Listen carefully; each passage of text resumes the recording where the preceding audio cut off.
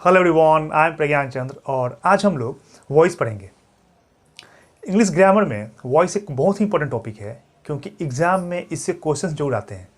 तो आज हम वॉइस पढ़ेंगे और यह जानेंगे कि वॉइस है क्या और वॉइस का यूज हम क्यों करते हैं।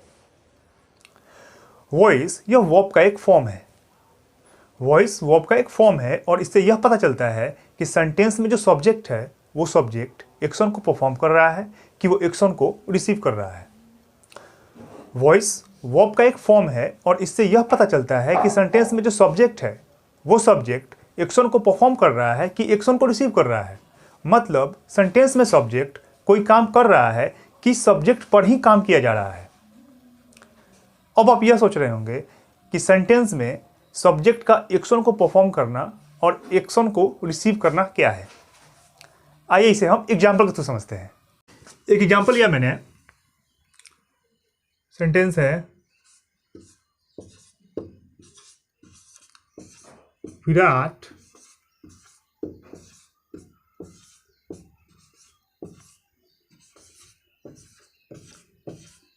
Hit the ball. Next sentence है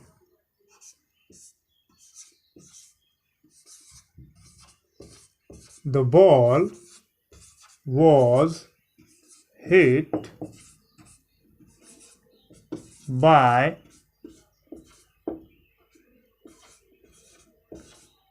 the ball was hit by Virat. मैंने क्या कहा कि वॉइस जो है यह वर्ब का एक फॉर्म है। यह हिट हमारा वर्ब है और यहाँ वॉज और हिट वर्ब है। फर्स्ट सेंटेंस में हिट, यहाँ हिट सेकेंड फॉर्म में है। हिट का फर्स्ट फॉर्म, सेकेंड फॉर्म और थर्ड फॉर्म तीनों फॉर्म सेम होता है। हिट यहाँ सेकेंड फॉर्म में है। तो यहाँ ये वर्ब यह बता रहा है कि इसका जो सब्जेक्ट है विराट। विराट हमारा सब्जेक्ट है। यहाँ सब्जेक्ट कोई एक्शन को किया है। सब्जेक्ट ने क्या किया है? सब्जेक्ट ने बॉल को हिट करने का काम किया है। सब्जेक्ट हमारा विराट और यह काम क्या कर रहा है? बॉल को हिट करने का काम कर रहा है। मतलब सब्जेक्ट यहाँ कोई काम कर रहा है, एक्शन को परफॉर्म कर रहा है, इसलिए यह हुआ डूअर। डूअर मतलब जो काम करे। विराट हमारा डूअर सब्जेक्ट है। इस सेंटेंस में सब्जेक्ट हमारा एक्शन को परफॉर्म कर रहा है, सब्जेक्ट कोई काम कर रहा है। नेक्स्ट सेंटेंस है the ball was hit by Virat. इस सेंटेंस में हमारा वर्ब है वॉज हिट। वॉज हमारा हेल्पिंग वर्ब है एंड हिट हमारा वर्ब का थर्ड फॉर्म है। वॉज हिट ये जो वर्ब के फॉर्म है, इससे हमें यह पता चलता है कि इसका जो सब्जेक्ट है, इसका सब्जेक्ट है द बॉल। बॉल इसका सब्जेक्ट है। ये जो सब्जेक्ट है यह कोई एक्शन को परफॉर्म नहीं कर रहा है बल्कि यह एक्शन को रिसीव कर रहा है। यहाँ बॉल को, जो हमारा सब्जेक्ट है, इसी को हिट करने का काम किया गया है। मतलब सब्जेक्ट पर ही काम किया गया है। तो यहाँ सब्जेक्ट हमारा डूअर नहीं है बल्कि रिसीवर है। यहाँ यह एक्शन को रिसीव कर रहा है। तो फर्स्ट सेंटेंस में सब्जेक्ट हमारा एक्शन को परफॉर्म कर रहा है, सब्जेक्ट कोई काम कर रहा है। सेकेंड सेंटेंस में सब्जेक्ट एक्शन को परफॉर्म नहीं कर रहा बल्कि एक्शन को रिसीव कर रहा है। तो वॉइस हमें यह बताता है कि सेंटेंस में जो सब्जेक्ट है वो सब्जेक्ट एक्शन को परफॉर्म कर रहा है कि सब्जेक्ट एक्शन को रिसीव कर रहा है। वॉइस दो टाइप्स के होते हैं। वॉइस दो टाइप्स के होते हैं, एक्टिव वॉइस और पैसिव वॉइस।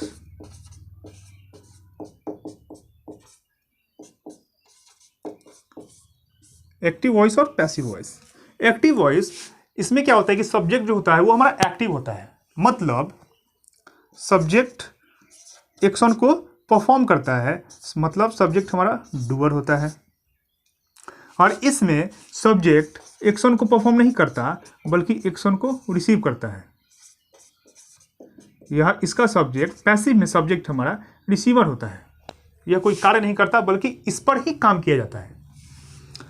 एक्टिव वॉइस में डूअर, जो काम करने वाला है, हम उसको इंपॉर्टेंस देते हैं।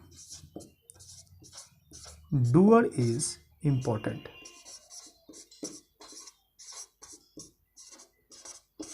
Doer is important. और पैसिव में यहाँ डूअर से मतलब नहीं है, यहाँ काम से मतलब है। काम क्या किया गया है, यहाँ यह इंपॉर्टेंट होता है। Work done is important.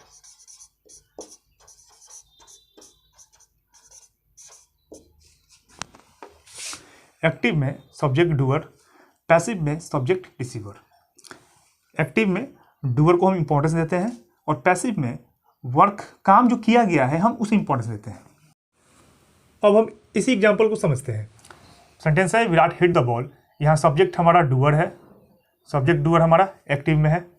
Doer is important. Sentence की शुरुआत डूअर से की गई है, मतलब यहाँ डूअर को इंपॉर्टेंस दिया गया है। इस सेंटेंस में सब्जेक्ट हमारा डूअर है, मतलब सब्जेक्ट हमारा एक्टिव है। यह सब्जेक्ट एक्टिव कैसे है? इसने बॉल को हिट करने काम किया है, इसने कुछ काम किया है, इसीलिए यह एक्टिव है। नेक्स्ट सेंटेंस है the ball was hit by Virat. Subject हमारा रिसीवर है, पैसिव में सब्जेक्ट हमारा रिसीवर है। Work done is important. यहाँ देखें कि सेंटेंस की शुरुआत डूअर से नहीं की गई है। काम क्या हुआ है? बॉल को हिट करने काम हुआ है, तो इसीलिए हमने सेंटेंस की शुरुआत बॉल से की है, मतलब रिसीवर जो है उससे शुरुआत किया गया है। और यह सेंटेंस में सब्जेक्ट हमारा एक्टिव नहीं है। एक्टिव क्यों नहीं है? क्योंकि यह कोई काम कर नहीं रहा है, बल्कि इसी पर काम किया जा रहा है, तो यह सेंटेंस हमारा पैसिव है। यह सेंटेंस हमारा पैसिव है। एक्टिव में एक बात का आप ध्यान रखेंगे हमेशा, एक्टिव में सब्जेक्ट जो होता है वो डूअर होता है और पैसिव में सब्जेक्ट रिसीवर होता है। वॉइस की पहचान क्या है? आखिर आप पहचानेंगे कैसे कि हमारा कौन सा सेंटेंस पैसिव में है और कौन सा एक्टिव में है? वॉइस की पहचान यह है, अगर आपको वो बी के साथ एक्शन वर्ब थर्ड फॉर्म में नजर आता है, अगर आपको वो बी के साथ, वो बी हम बोलते हैं is, am, are, was, were, been, being, यह हमारा वो बी के फॉर्म्स होते हैं। तो इनमें से इनके साथ अगर एक्शन वर्ब थर्ड फॉर्म में हो, मतलब वो सेंटेंस हमारा पैसिव में है, नहीं तो एक्टिव में है। Verb be plus action verb third form में अगर है तो सेंटेंस हमारा पैसिव है, नहीं तो सेंटेंस हमारा एक्टिव है। एक बार आप इसे ध्यान से देखें।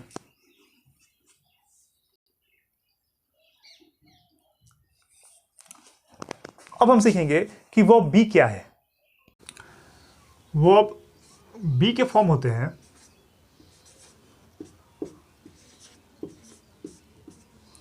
इसका बेस फॉर्म होता है बी। बी जो है यह बेस फॉर्म है। इसका बी का प्रेजेंट फॉर्म होता है इज, एम, आर। इसका पास्ट फॉर्म होता है वॉज, वर। इसका पास्ट पार्टिसिपल फॉर्म होता है बीन और इसका प्रेजेंट पार्टिसिपल फॉर्म होता है बीइंग। बी के फॉर्म्स होते हैं, बी इसका बेस फॉर्म है, is, am, are present form है, वॉज, वर पास्ट फॉर्म है, बीन पास्ट पार्टिसिपल फॉर्म है और बीइंग प्रेजेंट पार्टिसिपल फॉर्म है। इनमें से किसी के भी साथ अगर एक्शन वर्ब थर्ड फॉर्म में है, मतलब सेंटेंस आपका पैसिव में है। इनमें से किसी के भी साथ अगर एक्शन वर्ब थर्ड फॉर्म में है, मतलब सेंटेंस आपका पैसिव में है, नहीं तो वो पैसिव नहीं है। इस बात का आप हमेशा ध्यान रखेंगे कि पैसिव की पहचान है वो be plus action verb third form में, उसे हम पास्ट पार्टिसिपल बोलते हैं। वो बी प्लस पास्ट पार्टिसिपल, अगर सेंटेंस में वो बी प्लस पास्ट पार्टिसिपल है, मतलब सेंटेंस आपका पैसिव है, नहीं तो वो एक्टिव है। अब बात यह आती है कि हमें पैसिव सेंटेंस बनाने की जरूरत क्या है। जब हम एक्टिव सेंटेंस जब हमारे पास है तो फिर पैसिव बनाने की क्या जरूरत है? सेंटेंस को पैसिव बनाने के पीछे कुछ कारण है। पहला कारण यह है कि कभी कभी हमें यह पता नहीं होता कि काम करने वाला कौन है, मतलब डूअर की हमें जानकारी नहीं होती, काम किसने किया इसकी हमारे पास जानकारी नहीं होती। तब ऐसे सिचुएशन में हम पैसिव सेंटेंस का यूज करते हैं। आइए एग्जाम्पल के थ्रू समझते हैं। सेंटेंस है his car has been stolen.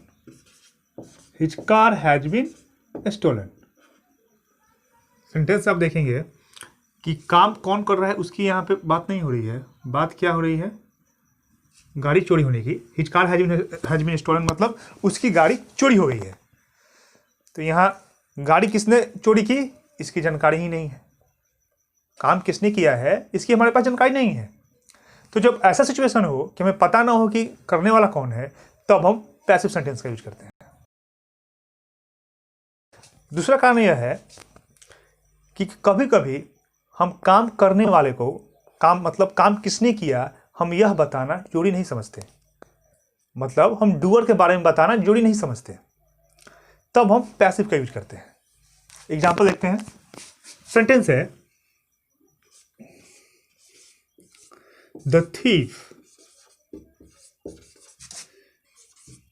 thief was arrested।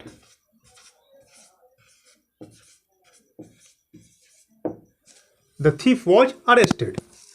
चोर को गिरफ्तार कर लिया गया। बात क्या हो रही है, चोर को गिरफ्तार करने की। सेंटेंस है द thief was arrested मतलब चोर को गिरफ्तार कर लिया गया। किसने गिरफ्तार किया इसको हम यहाँ पे हमने मेंशन नहीं किया है। गिरफ्तार करने का काम पुलिस का है और यहाँ जो डूअर है वो अंडरस्टूड है। तो यहाँ हमें डूअर को मेंशन करने की कोई जरूरत नहीं है। ये जो सेंटेंस है ये अपने आप में कंप्लीट सेंटेंस है। द thief was arrested चोर गिरफ्तार कर लिया गया। तो जब ऐसा सिचुएशन हो तब हम पैसिव का यूज करते हैं। और पैसिव का यूज हम तभी करते हैं जब हमें सेंटेंस में सब्जेक्ट की नहीं बल्कि ऑब्जेक्ट की इंपॉर्टेंस देनी हो। मतलब काम क्या हुआ है, जब हम इसकी इंपॉर्टेंस देते हैं तब हम पैसिव का यूज करते हैं। एग्जाम्पल देखते हैं। पहले मैं एक एक्टिव में सेंटेंस लिखता हूं। सेंटेंस है Monty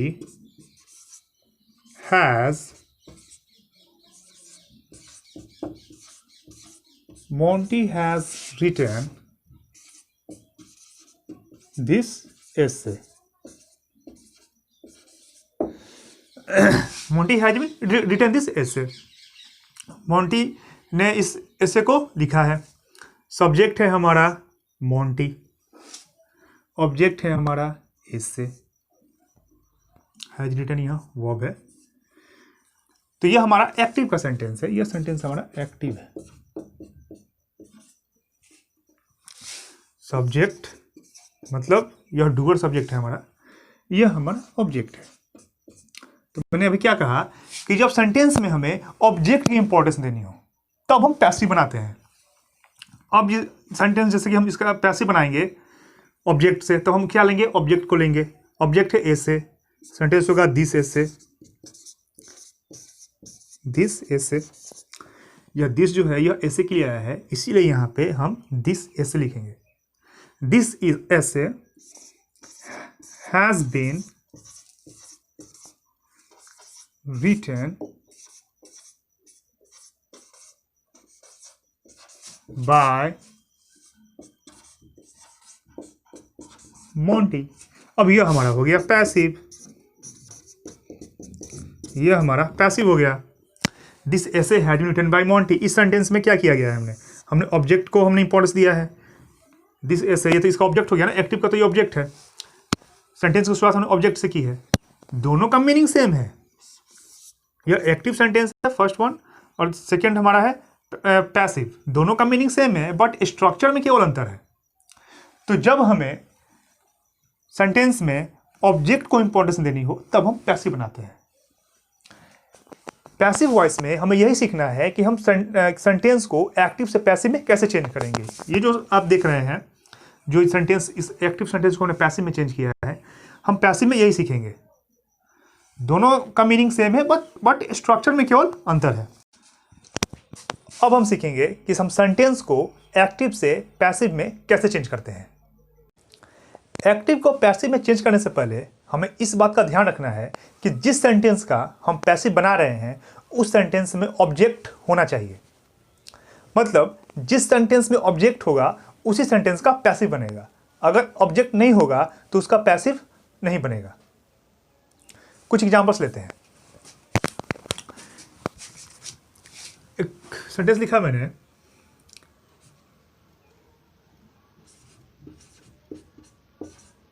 रवि सेल्स। सेंटेंस है रवि सेल्स, मतलब रवि बेचता है, यह हमारा वर्ब है। अगर कोई पूछे कि आप क्या करते हैं, तो अगर कोई बोले कि मैं बेचता हूँ, तो मैं बेचता हूँ, यहाँ पे ये जो सेंटेंस है यह कंप्लीट सेंटेंस नहीं है। आप बेचते हैं, ठीक है, आप क्या बेचते हैं? तो यह जो सेंटेंस है यह इनकम्प्लीट सेंटेंस है। मतलब यह जो वर्ब है यह मीनिंग को कंप्लीट नहीं कर पा रहा है, इसे ऑब्जेक्ट की जरूरत है। बिना ऑब्जेक्ट का यह अपने मीनिंग को कंप्लीट नहीं कर पा रहा है। जैसे कि मैंने यहाँ पे लिख दिया बुक्स, लिख दिया, मान लो कि वो किताब बेचता है, तो लिख दिया books, Ravi sells books, Ravi किताब बेचता है। एक और एग्जांपल लेते हैं। सेंटेंस है दे इट, वे खाते हैं। ठीक है, वो खाते हैं, लेकिन क्या खाते हैं? दे इट यह सेंटेंस को कंप्लीट मीनिंग नहीं दे रहा है। यहाँ इसे ऑब्जेक्ट की जरूरत है। यहाँ जैसे कि मैंने लिख दिया, मान लो कि वो आम खाते हैं, लिख दिया मैंने mangoes, they it mangoes. First sentence है रवि सेल्स बुक। अगर मैं यहाँ पे बुक अगर हटा दे रहा हूँ तो सेल्स मीनिंग को कंप्लीट नहीं कर पा रहा है, तो इसे मीनिंग को कंप्लीट करने के लिए इसकी जरूरत है, ऑब्जेक्ट की जरूरत है। वैसे ही मैंगोज को अगर मैं यहाँ पे हटा रहा हूँ तो दे इट, तो यहाँ इससे कोई मीनिंगफुल सेंटेंस बन नहीं पा रहा है, तो इसे मीनिंग को कंप्लीट करने के लिए इस ऑब्जेक्ट की जरूरत है। मतलब ये वो वर्ब है जिन्हें अपने मीनिंग को कंप्लीट करने के लिए किसी ऑब्जेक्ट की जरूरत है। तो वो वर्ब जो अपने मीनिंग को कंप्लीट करने के लिए किसी ऑब्जेक्ट का हेल्प ले, उसे हम ट्रांजिटिव वर्ब बोलते हैं। यह है हमारा, ये दोनों जो हमारे वर्ब हैं ये हैं ट्रांजिटिव वर्ब। यह ट्रांजिटिव वर्ब है। अब इसी का एक भाई है इंट्रांजिटिव, उसे देख लेते हैं। अब एग्जाम्पल देखते हैं इंट्रांजिटिव का।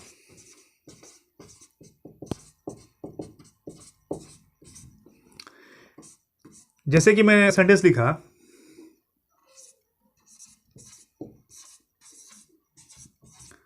Children are sleeping. Children are sleeping, बच्चे सो रहे हैं। तो ये जो सेंटेंस है ये मीनिंग कंप्लीट कर रहा है। ये जो वर्ब है हमारा स्लीपिंग, एक्शन वर्ब है या हेल्पिंग वर्ब है। चिल्ड्रेन आर स्लीपिंग, बच्चे सो रहे हैं। तो बच्चे सो रहे हैं, यह अपने आप में मीनिंग कंप्लीट दे रहा है। इसे किसी ऑब्जेक्ट की जरूरत नहीं है अपनी मीनिंग कंप्लीट करने के लिए। एक और एग्जांपल लेते हैं। सेंटेंस लिखा मैंने,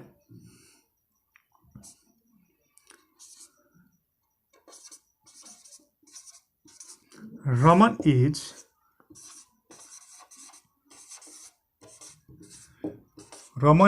लाफिंग। रमन हंस रहा है। रमन हंस रहा है। तो यहाँ जो वर्ब है यह मीनिंग कंप्लीट दे रहा है। इसे किसी ऑब्जेक्ट की जरूरत नहीं है अपने मीनिंग को कंप्लीट करने के लिए। मतलब ये वो वर्ब है जिन्हें अपने मीनिंग को कंप्लीट करने के लिए किसी ऑब्जेक्ट की जरूरत नहीं है। ये अपने आप में ही कंप्लीट मीनिंग देते हैं। इन्हें हम इंट्रांजिटिव वर्ब बोलते हैं। यह है हमारे इंट्रांजिटिव वर्ब। तो इस सेंटेंस में, ऊपर के सेंटेंस में आप देख रहे हैं यहाँ ऑब्जेक्ट है, यह बिना ऑब्जेक्ट का मीनिंग को पूरा नहीं कर पा रहा है, और यहाँ ऑब्जेक्ट मिसिंग है। मिसिंग क्या है? ये अपने आप में कंप्लीट है, यहाँ पे ऑब्जेक्ट की जरूरत ही नहीं है। तो जहाँ जिस सेंटेंस में ऑब्जेक्ट नहीं हो उसे हम पैसिव नहीं बनाएंगे। इसका हम पैसिव नहीं बनाएंगे, इसका हम पैसिव नहीं बनाएंगे, क्योंकि यहाँ ऑब्जेक्ट ही नहीं है तो पैसिव क्या बनाएंगे। यहाँ पे ऑब्जेक्ट है तो इनका हम पैसिव बनाएंगे। लेकिन अगर इनमें ऑब्जेक्ट अगर हम ऐड करें प्रीपोजिशन की हेल्प से, तब हम इसका पैसिव बना सकते हैं। जैसे कि लिखा मैंने रमन इज लाफिंग, यहीं पे मैंने ऐड कर दिया अगर Raman is laughing at me, अगर सेंटेंस में लिख दिया Raman is laughing at me, अब तो यहाँ पे ये प्रीपोजिशन है, ये ऑब्जेक्ट है, अब तो हमारे पास ऑब्जेक्ट आ गया। तो हम इसका पैसिव बना सकते हैं। इसका पैसिव कुछ ऐसे होगा, I am being laughed at by Raman. यह हमारा इसका पैसिव हुआ। इसका पैसिव होना यह हुआ, मतलब जिस सेंटेंस में ऑब्जेक्ट है उसका हम पैसिव बना सकते हैं, और जहां ऑब्जेक्ट ही नहीं है वहां पैसिव बनाना पॉसिबल नहीं है। तो जब भी हम एक्टिव से पैसिव बनाएंगे तो हम ये जरूर देखेंगे कि सेंटेंस में हमारा ऑब्जेक्ट होना जरूरी है। जनरली ट्रांजिटिव वर्ब अपने साथ ऑब्जेक्ट लेते हैं, तो ट्रांजिटिव वर्ब का हम पैसिव बनाते हैं। इंट्रांजिटिव वर्ब अगर प्रीपोजिशन के साथ ऑब्जेक्ट ले रहे हैं तब उनका पैसिव बनाया जा सकता है। अब हम स्ट्रक्चर देखते हैं कि हम एक्टिव से पैसिव कैसे बनाते हैं। इंग्लिश में हम जनरली स्ट्रक्चर यूज करते हैं subject plus verb plus object. यह हमारा एक्टिव का स्ट्रक्चर है। हम जनरली यही स्ट्रक्चर यूज करते हैं। जब हम इसका पैसिव बनाते हैं, जब हम इसका पैसिव बनाएंगे तब क्या होगा, एक्टिव का जो ऑब्जेक्ट होगा पैसिव में वो सब्जेक्ट हो जाएगा, और एक्टिव का जो सब्जेक्ट है वो पैसिव में ऑब्जेक्ट हो जाएगा। देखते हैं यहाँ क्या होगा। हम सेंटेंस की शुरुआत ऑब्जेक्ट से करेंगे। जब भी हम एक्टिव से पैसिव बनाएंगे तो हम सेंटेंस की शुरुआत पैसिव में ऑब्जेक्ट से करेंगे। ऑब्जेक्ट प्लस, अब ये जो वर्ब है इस वर्ब को हम थर्ड फॉर्म में लिखेंगे। एक्टिव में या किसी भी फॉर्म में हो सकता है, लेकिन पैसिव में हम इसका थर्ड फॉर्म लिखेंगे। और आप जानते ही हैं कि वर्ब का थर्ड फॉर्म हमेशा अपने साथ हेल्पिंग वर्ब लेता है। वर्ब का जो थर्ड फॉर्म है वो हमेशा अपने साथ हेल्पिंग वर्ब लेता है। तो यहाँ हम हेल्पिंग वर्ब जो देंगे वो हम वर्ब बी का फॉर्म देंगे। टेंस के अकॉर्डिंग हम वर्ब बी का फॉर्म देंगे। वर्ब बी अभी हमने जाना, is, am, are, was, were, been, being, ये वर्ब बी के फॉर्म से। तो टेंस के अकॉर्डिंग हम वर्ब बी के फॉर्म का यूज करेंगे। इसके बाद जब हम सब्जेक्ट लिखेंगे, इसके बाद हम सब्जेक्ट लिखते हैं, लेकिन सब्जेक्ट के पहले हम प्रीपोजिशन का यूज करते हैं। सब्जेक्ट के पहले हम प्रीपोजिशन का यूज करते हैं। सब्जेक्ट को पैसिव में हम एजेंट के नाम से जानते हैं। एजेंट हम उसे बोलते हैं जिसके द्वारा कोई काम होता है, उसे हम एजेंट बोलते हैं। तो जो सब्जेक्ट है पैसिव में इसे हम एजेंट बोलेंगे। सब्जेक्ट, एक्टिव का सब्जेक्ट पैसिव में ऑब्जेक्ट बन जाता है। यह जो सब्जेक्ट है इसे हमने लिखा ऑब्जेक्ट की जगह पे, और ये जो ऑब्जेक्ट है इसे हमने लिखा सब्जेक्ट की जगह पे। मतलब सेंटेंस की शुरुआत हमने ऑब्जेक्ट से ही करेंगे। वर्ब जो है वो हमारा थर्ड फॉर्म में होगा, पास्ट पार्टिसिपल फॉर्म में होगा।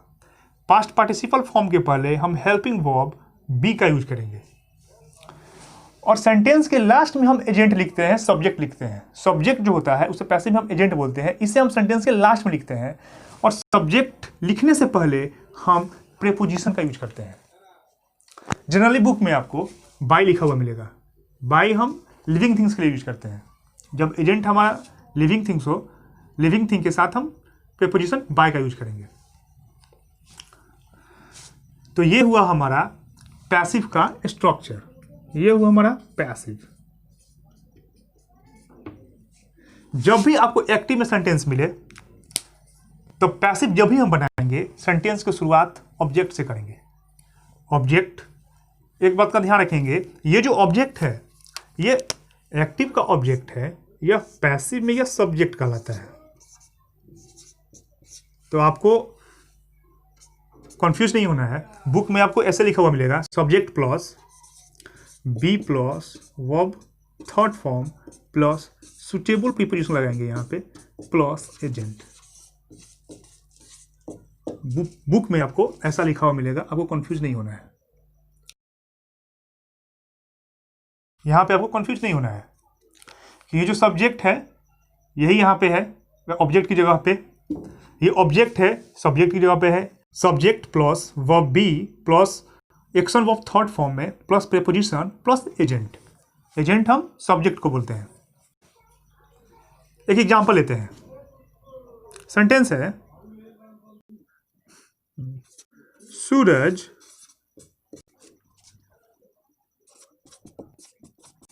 Rights a letter.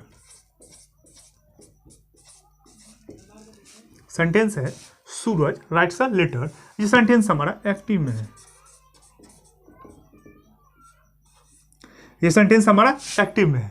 अब इसे हमें पैसिव में चेंज करना है। सब्जेक्ट क्या है हमारा, सूरज जी है, राइट्स हमारा वर्ब है, लेटर हमारा ऑब्जेक्ट है। अब इस एक्टिव सेंटेंस को हमें पैसिव में चेंज करना है। तब कैसे करेंगे? सेंटेंस की शुरुआत ऑब्जेक्ट से करेंगे, अ लेटर। ये जो आर्टिकल है यह लेटर के लिए आया है, इसीलिए हम सेंटेंस की शुरुआत अ लेटर से करेंगे। अ लेटर प्रेजेंट इंडेफिनिट है। प्रेजेंट इंडेफिनिट मतलब वर्ब बी का प्रेजेंट फॉर्म है हमारा इज एम आर। तो अ लेटर इसके अकॉर्डिंग हमारा वर्ब लिखेंगे is. Letter singular countable noun है, इसके लिए हम सिंगुलर वर्ब इज का यूज करेंगे। A letter is action verb third form में, राइट का third form written. Letter is written. अब हम क्या लिखेंगे? प्रीपोजिशन। एजेंट हमारा क्या है? सूरज। लिविंग थिंग्स के लिए हम बाय का यूज करेंगे, बाय। अब हम लिखेंगे एजेंट को। एजेंट कौन हमारा है? सूरज है। हमारा सेंटेंस हुआ a letter is written by Suraj. ये हमारा हुआ पैसिव। तो जब भी हम एक्टिव से पैसिव बनाएंगे तब हम ऐसे ही बनाएंगे। हम इसी स्ट्रक्चर को फॉलो करते हैं।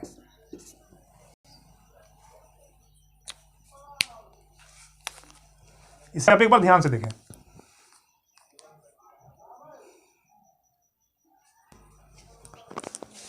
बच्चों, अब हम लोग वॉइस के चार्ट को देखते हैं। बच्चों, आप इन स्ट्रक्चर को ध्यान से देखें। जब हम एक्टिव से पैसिव बनाते हैं तब हम इसी स्ट्रक्चर को फॉलो करते हैं। अब हम लोग पैसिव के स्ट्रक्चर को समझेंगे। फर्स्ट है प्रेजेंट इंडेफिनिट। प्रेजेंट इंडेफिनिट में हमारा स्ट्रक्चर है object plus is am are. Is am are वो बी का प्रेजेंट फॉर्म है, प्लस एक्शन वो थर्ड फॉर्म में, plus preposition plus agent. Agent हमारा सब्जेक्ट होता है, यह एक्टिव का सब्जेक्ट है। और प्रीपोजिशन जो है यह एजेंट के अकॉर्डिंग आएगा। जनरली आपको बुक में बाय लिखा हुआ मिलेगा। बाय हम लिविंग थिंग के लिए यूज करते हैं, तो बुक में आपको जनरली बाय लिखा हुआ मिलता है।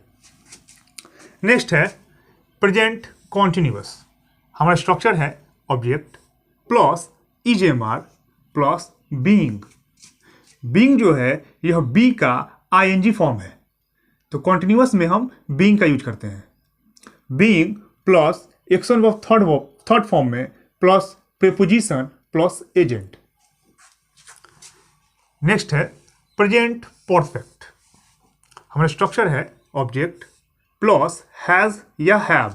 हैज हम यूज करते हैं सिंगुलर सब्जेक्ट के साथ और हैव यूज करते हैं प्लूरल सब्जेक्ट के साथ, प्लस बीन। बीन बी का पास्ट पार्टिसिपल फॉर्म है या उसका थर्ड फॉर्म है, plus action verb third form में plus preposition plus agent. Next है पास्ट टेंस, पास्ट इंडेफिनिट। हमारा स्ट्रक्चर है ऑब्जेक्ट प्लस वॉज या वर। वॉज हम यूज करते हैं सिंगुलर सब्जेक्ट के साथ, वर हम यूज करते हैं प्लूरल सब्जेक्ट के साथ, plus action verb plus preposition plus agent. Next है पास्ट कॉन्टिन्यूअस। हमारा स्ट्रक्चर है ऑब्जेक्ट प्लस वॉज या were plus being plus action of third form में plus preposition plus agent. Next है पास्ट परफेक्ट। हमारा structure है object plus had plus been plus action of third form में plus preposition plus agent. Next है future indefinite. Future indefinite का हमारा structure है object plus shall या will plus B. B यह वो बी का बेस फॉर्म हमारा बी होता है और मॉडल हमेशा अपने साथ बेस फॉर्म लेता है, इसलिए हमने यहाँ बी का यूज किया है। Plus action of third form में plus preposition plus agent. Next है फ्यूचर परफेक्ट। स्ट्रक्चर है ऑब्जेक्ट प्लस शैल या will plus have plus been plus action of third form में प्लस प्रीपोजिशन प्लस एजेंट। बच्चों tense हमारे पास 12 होते हैं, लेकिन आप देख सकते हैं कि पैसिव भी हमारे पास टोटल 8 स्ट्रक्चर है। टेंस हमारे पास 12 है, लेकिन पैसिव भी हमारे पास टोटल 8 स्ट्रक्चर है। ऐसा इसलिए क्योंकि present perfect continuous, past perfect continuous और फ्यूचर कॉन्टिन्यूअस और फ्यूचर परफेक्ट कॉन्टिन्यूअस, ये 4 ऐसे टेंस है जिनका पैसिव में यूज नहीं होता है। तो जब पैसिव में यूज नहीं होता है, इसीलिए इसका हम पैसिव नहीं बनाते हैं। तो बच्चों आज हमने वॉइस के कुछ बेसिक चीज़ों के बारे में पढ़ा। नेक्स्ट वीडियो में हम प्रैक्टिस शुरू करेंगे और वॉइस को और डिटेल में डिस्कस करेंगे। Till then keep learning.